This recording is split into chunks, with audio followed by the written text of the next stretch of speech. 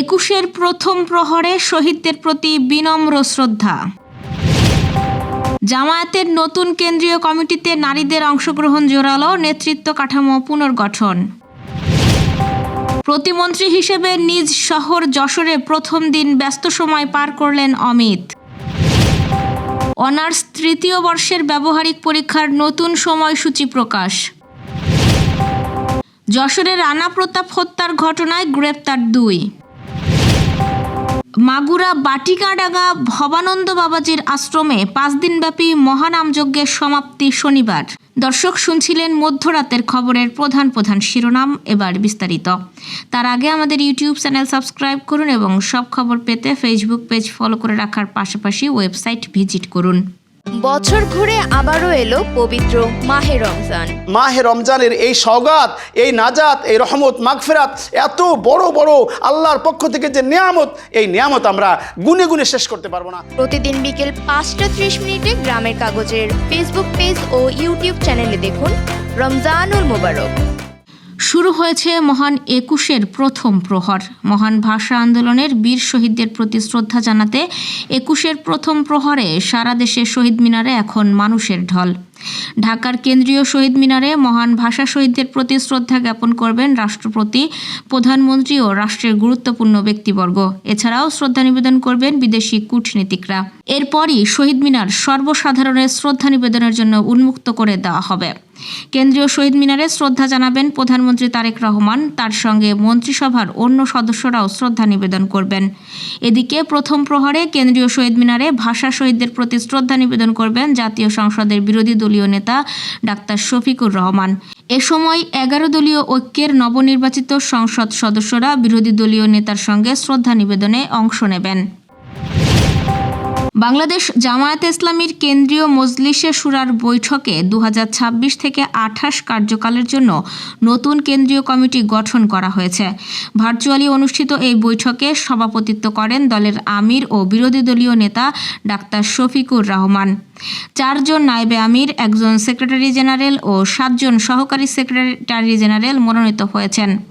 পাশাপাশি 21 সদস্যের কেন্দ্রীয় নির্বাহী পরিষদ, 88 সদস্যের কর্মপরিষদ ও 5 সদস্যের নির্বাচন কমিশন গঠন করা হয়। এছাড়াও সারা দেশে 14টি অঞ্চলের জন্য অঞ্চল পরিচালকও মনোনীত করা হয়েছে। 2026 থেকে 28 কার্যকালের জন্য 88 সদস্যের কেন্দ্রীয় কর্মপরিষদের মধ্যে নারী সদস্য রয়েছেন 21 জন। কেন্দ্রীয় মজলিসে শুরায়ে জাতীয় পর্যায়ে সদস্য নির্বাচিত 59 জন, এর মধ্যে নারী সদস্য রয়েছেন 17 জন। সেক্রেটারি জেনারেল মনোনীত হয়েছেন সাবেক এমপি মিয়া গোলাম পরোয়ার। যশোরে ফিরে নেতাকর্মী ও সাধারণ মানুষের আবেগঘন ভালোবাসায় সিক্ত হয়েছেন জ্বালানি, বিদ্যুৎ ও খনিজ সম্পদ মন্ত্রণালয়ের প্রতিমন্ত্রী অনিন্দ্য ইসলাম অমিত। শুক্রবার বেলা 11টার দিকে তিনি যশোর সার্কিট হাউসে পৌঁছান এবং গার্ড অব অনার গ্রহণের মাধ্যমে স্বাগত জানানো হয় তাকে। জেলা ও শহরের বিভিন্ন ওয়ার্ড থেকে নেতাকর্মী ও সাধারণ মানুষ ফুলের তোড়া ও মালা নিয়ে তাকে শুভেচ্ছা জানান। সার্কিট হাউস এলাকা উৎসব মুখর হয়ে ওঠে। পুরো দিনে ব্যস্ত সময় পার করেন তিনি। 2 দিনের সরকারি সফরে প্রতিমন্ত্রী জেলা বিদ্যুৎ বিভাগের কর্মকর্তাদের সঙ্গে মতবিনিময় করেন। এছাড়াও ওলামাদের সঙ্গেও আলোচনা ও ইফতার মাহফিলে অংশ নেন শুক্রবার। জাতীয় বিশ্ববিদ্যালয়ের 2024 সালের অনার্স তৃতীয় বর্ষের ব্যবহারিক পরীক্ষার সংশোধিত সময়সূচি প্রকাশ করা হয়েছে। নতুন সূচি অনুযায়ী এই পরীক্ষা আগামী 24 ফেব্রুয়ারি থেকে শুরু হয়ে 9 এপ্রিল পর্যন্ত চলবে। জাতীয় বিশ্ববিদ্যালয়ের পরীক্ষা নিয়ন্ত্রক এনামুল করিমের সই করা বিজ্ঞপ্তিতে এই তথ্য নিশ্চিত করা হয়েছে। বিজ্ঞপ্তিতে জানানো হয়েছে, পূর্বে প্রকাশিত গত 15 ফেব্রুয়ারির বিজ্ঞপ্তিতে বর্ণিত অন্যান্য শর্তাবলী অপরিবর্তিত থাকবে। বিশ্ববিদ্যালয় কর্তৃপক্ষ সংশ্লিষ্ট সব কলেজ ও পরীক্ষার্থীদের এই সংশোধিত সময়সূচি অনুসরণ করার জন্য অনুরোধ জানিয়েছে। যশোর মনিরামপুরে রানা প্রতাপ বৈরাগী হত্যা মামলায় শুটার হৃদয় সহ 2 জনকে আটক করেছে ডিবি।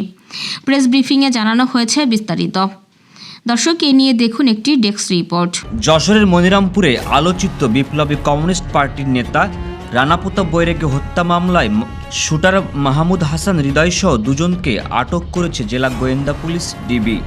আটক অপরজন শামীম, তিনি ঘটনার দিন নিহতের অবস্থান শনাক্ত করে দেন বলে জানিয়েছে পুলিশ। শুক্রবার বেলা 3টায় পুলিশ সুপার কার্যালয়ে আয়োজিত এক প্রেস ব্রিফিংয়ে যশোরের অতিরিক্ত পুলিশ সুপার আবুল বাশার এ তথ্য জানান। পুলিশ জানান আটক মাহমুদুল হাসান হৃদয় অভয়নগর উপজেলার বারান্দি গ্রামের হাবিবুর রহমানের ছেলে। তার কাছ থেকে হত্যাকাণ্ডে ব্যবহৃত একটি বিদেশি 7.65 পিস্তল, একটি ম্যাগাজিন, 2 রাউন্ড গুলি ও একটি চাকু উদ্ধার করা হয়েছে। অতিরিক্ত পুলিশ সুপার আবুল বাশার জানান, গত 5 জানুয়ারি সন্ধ্যা 5:45 মনিরামপুর উপজেলার কপালিয়া বাজারে আলম সর্দারের দোতলা ভবন ও হাবিবের মার্কেটের মাঝামাঝি কাঁচা সড়কে ঝুম বিউটি পার্লারের সামনে রানা প্রতাপ বৈরাগীকে গুলি করে হত্যা করা হয়। ঘটনার পর মামলা রুজু হলে যশোরের ডিবির এসআই কামরুজ্জামান তদন্তভার গ্রহণ করেন। সিসিটিভি ফুটেজ বিশ্লেষণ, তথ্য প্রযুক্তি সহায়তা ও বিভিন্ন পুলিশি কৌশল প্রয়োগ করে প্রথমে সাদ্দাম নামে এক আসামিকে বাগেরহাট জেলা থেকে গ্রেপ্তার করা হয়। তার দেওয়া তথ্যের ভিত্তিতে গত 17 ফেব্রুয়ারি নড়াইল থেকে রাজীব মোল্লাকে আটক করা হয়। তার কাছ থেকে হত্যায় ব্যবহৃত একটি চাকু ও যাতায়াতে ব্যবহৃত একটি পালসার মোটরসাইকেল উদ্ধার করা হয়েছে। পরে রাজীব আদালতে স্বীকারোক্তি জবানবন্দি দেন। আমরা এই ঘটনার মাধ্যমে আমরা জেলা পুলিশ যশোরবাসীকে আমরা একটা বার্তা দিতে চাই যে যশোরে যে বা যারাই হোক না কেন, যদি কেউ কোনো ধরনের আইন শৃঙ্খলা পরিপন্থী বা খুন খারাপের মতো কোনো কাজ করে, আমরা তাদেরকে আইনের আওতায় নিয়ে আসবো। আমরা যশোরবাসীকে বলবো যে আগ্নেয়াস্ত্র ব্যবহার হলেও তাদেরকে ভয়ের কোনো কারণ নাই, শঙ্কার কোনো কারণ নাই। বাংলাদেশ পুলিশ, বিশেষ করে যশোর পুলিশ তাদের পাশে আছে। যে কোনো ধরনের এ ধরনের ঘটনার সাথে যারা জড়িত থাকবে তাদেরকে দ্রুত আমরা আইনের আওতায় নিয়ে তাদেরকে শাস্তি নিশ্চিত করব।